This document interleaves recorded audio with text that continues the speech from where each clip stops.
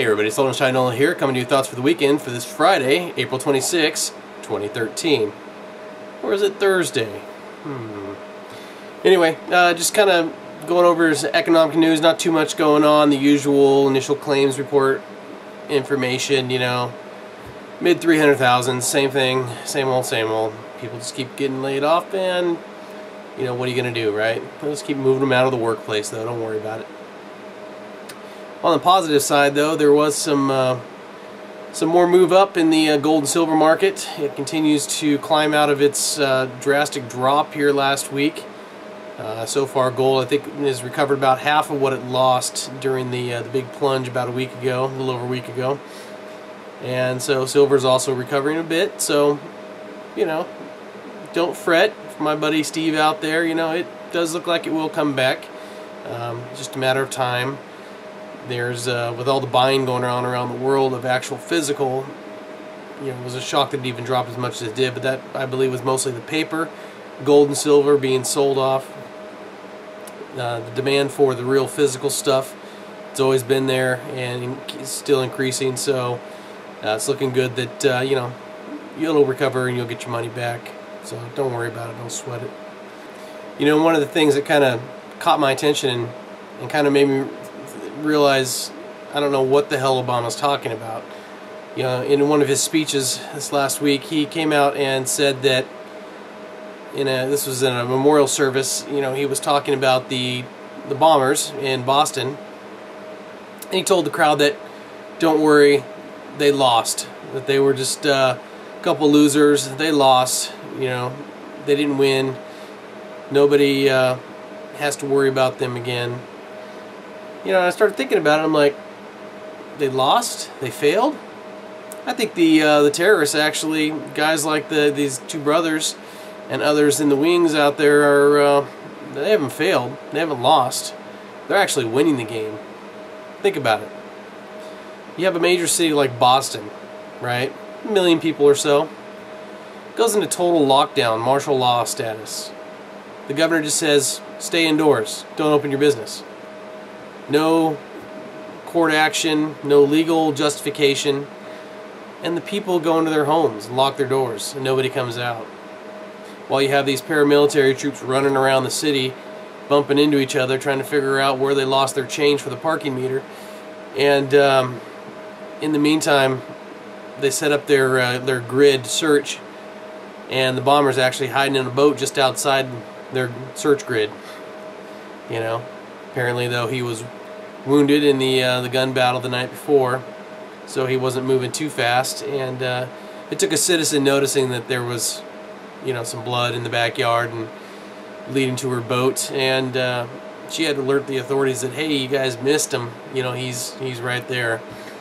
You know, it just amazes me because you have these politicians running around talking about what we've got to do to prevent this kind of action from happening again, and steps we have to take to protect ourselves. And you know, it's like a bad nightmare, Groundhog Day, going over and over again in my mind, you know, about how if you trade a little bit of your freedom for a little bit of security, soon you'll find you'll have neither. And we're seeing that. I mean, if you look what's going on, look at how they just go through and barge into people's homes, no warrants, no nothing, they're searching for the bad guy. Still doesn't give them a right to demand that you leave your house at gunpoint with your arms in the air. I'm sorry to say I probably wouldn't have left that way. I would have refused. What would they have done at that point? I have no idea. But you're telling me to get out of my home because you want to come in and search, and you're going to treat me like a criminal, make me walk out with my hands in the air? Sorry, but that ain't happening. It's scary though what they're doing as a result of all this. You have Bloomberg telling a crowd that our interpretation of the Constitution is just going to have to change. No, the interpretation of the Constitution is not going to have to change. What has to change is these politicians and our leaders telling us what we should be doing and how we should protect ourselves.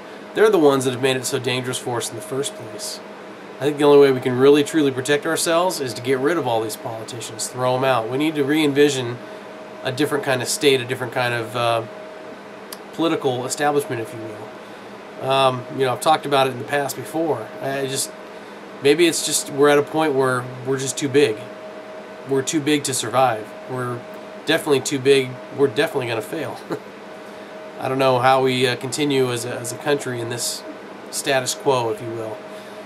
You know, where they've got us so cowering in fear over two kids running around with guns and blowing stuff up. So much for our police force, right? I mean, how many violations of law of the Constitution happened in Boston over the last week? You know, with all the federal agencies getting involved and running around and, you know, searching people's homes without warrants. I just don't know where we go from here. I really don't. You know, in listening to talk radio driving around the other day at lunch, I heard that the whiner, the guy who just whines and whines and whines about everything, Sean Hannity, just going on about how they should charge this guy as an enemy combatant so that they can try him in a military tribunal and execute him. And I'm sorry, I can't buy into that enemy combatant stuff. He's a murderer, okay? This label of terrorist, enemy combatant, you know, these are things that have been made up in the last few years of the Bush era and just the warmongering going on in this nation. You know, he's a murderer, okay? Let's just call him what he is. Now, like it or not, he was an American citizen. How he got his American citizenship, you know, that's a whole nother story. That's that whole immigration debate thing going on.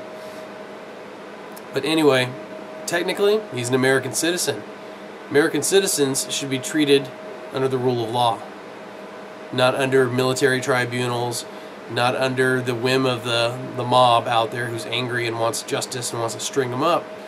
You got a pretty clear-cut case against this guy. I think you can get him for murder, and you can actually get him executed based on what we know and the evidence and his confession to the guy they carjacked anyway, regardless of the fact if the cops Mirandized him or not.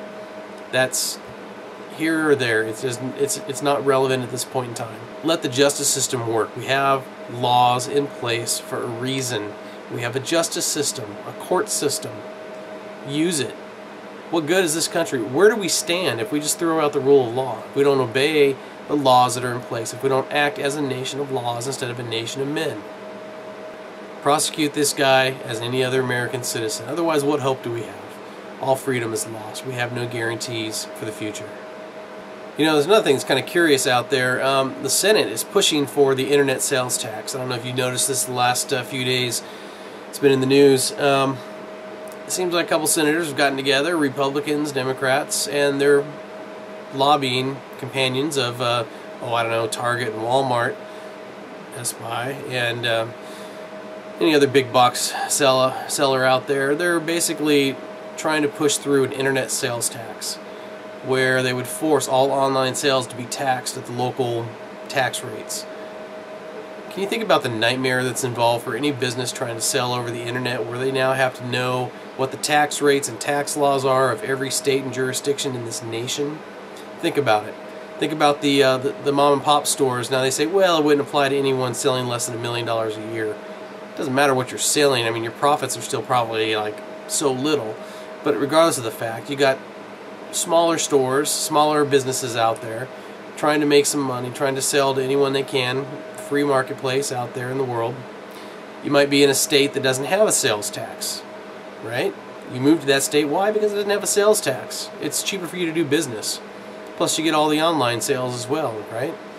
Well, now you've got to figure out how to collect and pay sales tax to all these jurisdictions out there. Now they say, well, we're going to make sure that the law is written so that it forces the states to kind of make a clearinghouse of sorts. I believe Amazon has a side business that collects and pays sales tax for companies to other jurisdictions. Anyway, not that Amazon's involved with lobbying for this bill, but trying to collect tax, even if it's at the state level, and you're talking about, you know, 49 other states that you have to now pay taxes to that you've collected on the sales of your goods. It is a freaking red tape nightmare. It's not going to work. It's going to be just ridiculous. It's just unbelievable, the regulation. And the question I had looking at this, what the heck is this doing coming out of the Senate? I thought all bills of revenue were supposed to originate in the House of Representatives. Now they're trying to say, well, this is kind of a Commerce Clause thing, but I'm sorry, but it's a tax. You're calling it a tax. Tax is revenue for the government. That should originate in the House. Now, whether or not the House will, shoot this down when it gets there, I don't know. I mean, you got so many unbelievable statists over there in the Congress now. They call themselves Republicans or whatever they call themselves. And these people are just as bad when it comes to the big government. So for all the liberty-minded people out there, all the Paulistas and everyone that believes in a free and open society, a little libertarian-minded like myself, the Pauls, both Ron Paul and now his son Rand Paul, have always been people that we could kind of look to. Now, a lot of people would say, well, Rand Paul's been more of the politician than his father, and that kind of came out this last week when he was doing an interview with CNN, and they asked him about drone warfare, or drones being used in the United States for law enforcement, and he came out and said, well, I never thought it was a bad thing, especially if there's a crime in progress, and you got a guy that comes out of a liquor store with $50 in one hand and a gun in the other, then, if the cops have a drone, they should use it. And it's like, oh my gosh, what did he fight for in that filibuster? He went on to explain that he didn't agree with drones being used for things like, surveilling people, doing things who haven't committed a crime yet, but just checking on them to see if they are committing crimes or if they're about to commit a crime. Rand, do you not see the problem with this? You're talking about drones. What, are you going to drop a bomb on the guy that just robbed a liquor store for $50? Excessive force? How about due process? How do you know he's the guy that robbed the store? I mean, oh my gosh. Dropping bombs on people from drones for, committing vandalism or armed robbery or whatever the crime may be. Get back to that prior story. Nation of laws. Seriously. When you thought you could be protected by your congressman, you might want to rethink that. The House just recently passed the Cyber Intelligence Sharing and Protection Act, or CISPA, if you will. It passed the House. And this is the cybersecurity bill that's out there to protect you and look after the little guy, right? It does everything but. It actually made it through the House, which is scary, because this bill does anything but protect you, and it just invades your privacy even more. It allows the government to do things that are just unbelievable. One of the congressmen tried to add an amendment that would specifically disallow employers from gaining access to things like your Facebook account or YouTube account or whatever your online social accounts are. It got defeated. So under the CISPA bill as currently passed by the House of Representatives, yet to be taken up by the Senate, it would force you to be able to have to turn over your account information, username, passwords, to your employer so they could check on you. What? I'm sorry. Invasion of privacy, anyone? I mean, this just proves that no matter if it's the House or the Senate or the President, none of them care about your personal freedoms, your liberties. They just don't care. Anyway, videos of the week. Got a few videos there of the illegal searches going on in Boston, the cops, different things they were doing, the violations of law. Check them out. Get your blood boiling. Think about it. Getting knocked on the door and being ordered out of your home at gunpoint. Made to look like a criminal with your hands in the air. It's sad. So make sure you check them out. Rate, comment, do a video response, whatever you want. At all the business is down below, up above, whatever it says over there. I'd like to hear from you. Any of these things you want to vent on, feel free. Love to see it, love to hear it. Love to attach it to this video so everybody else gets a chance to hear it too. So anyway, that's all I've got. I've rambled on too long, sorry about that, but it's been a while. I know, it's just difficult. That's why I'm doing this here on Thursday rather than Friday, because I knew I wasn't going to get it done tomorrow. But anyway, y'all take care. Have a good weekend, and watch out for those guys running around with backpacks everywhere. Woo! Anyway, y'all take care. SOS out.